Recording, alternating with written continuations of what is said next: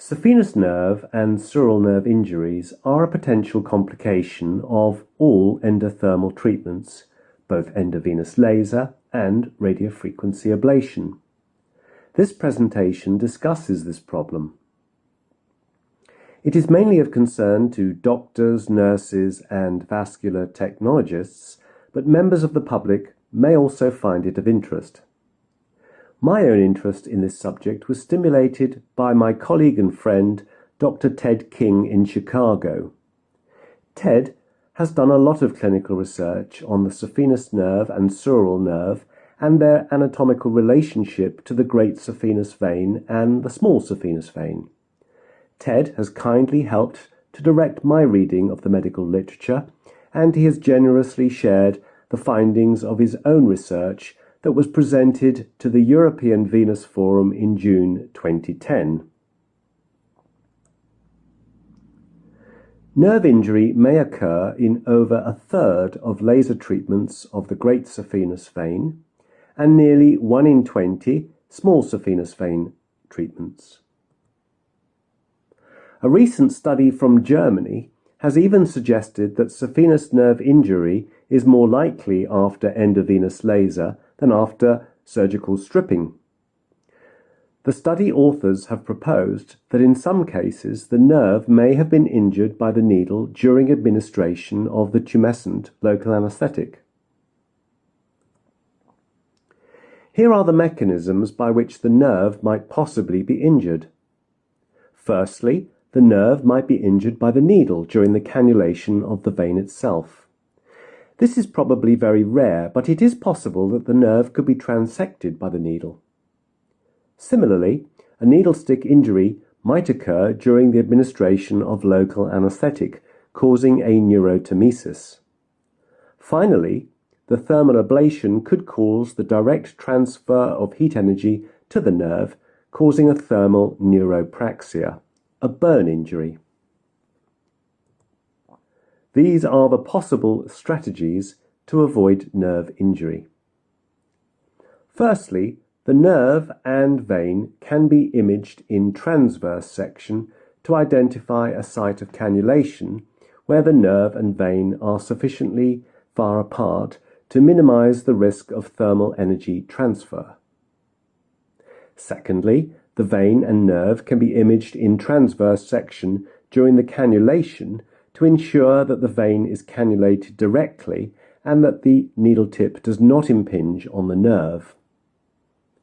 Thirdly, the nerve, vein and needle tip can be kept in view during tumescent anesthetic administration by scanning in transverse section at all times. Lastly, the needle should be withdrawn immediately and the thermal ablation terminated immediately if pain is felt in the sensory distribution of the nerve at risk. In fact, performing these treatments under local anesthetic is much safer than under general anesthetic for this very reason. When pain occurs, the treatment should be terminated or the needle withdrawn, making the possible risk of nerve injury less likely. Here you can see the saphenous nerve and the great saphenous vein are very close and in contact in the distal calf.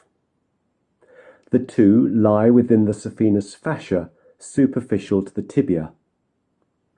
In this case, the nerve lies anterior to the vein.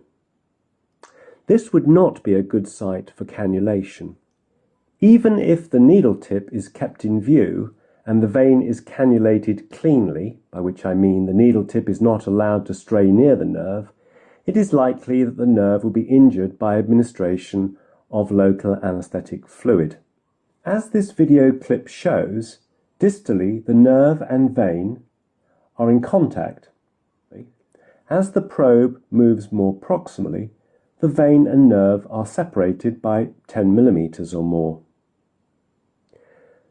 The vein can be easily identified by the fact that it collapses flat with pressure from the transducer probe. The probe is moved proximally and distally, Here once again we can see the probe moving more distally and the vein and the nerve coming into contact with each other. The vein collapsing on pressure. Here is the appearance of the sural nerve in relation to the small saphenous vein.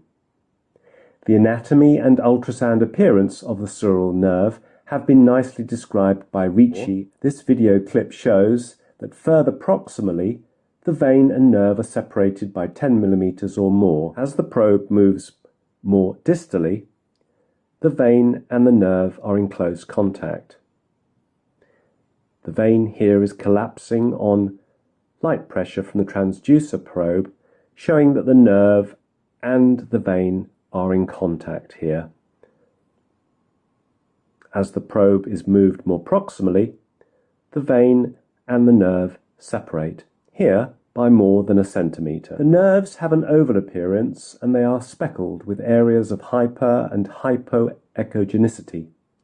The view of the nerve is improved by altering the angle of inclination and by using higher frequency transducers. This summary draws on Dr. King's conclusions presented to the European Venous Forum in June 2010. Identification of the saphenous nerve and the sural nerve and their zones of contact with the great saphenous vein and the small saphenous vein can be accomplished with practice. In the absence of ultrasound visualization of the nerve, the great saphenous vein should be cannulated at a distance of no less than 9 centimeters above the medial malleolus, and the small saphenous vein no less than 26 centimeters above the plantar surface of the heel.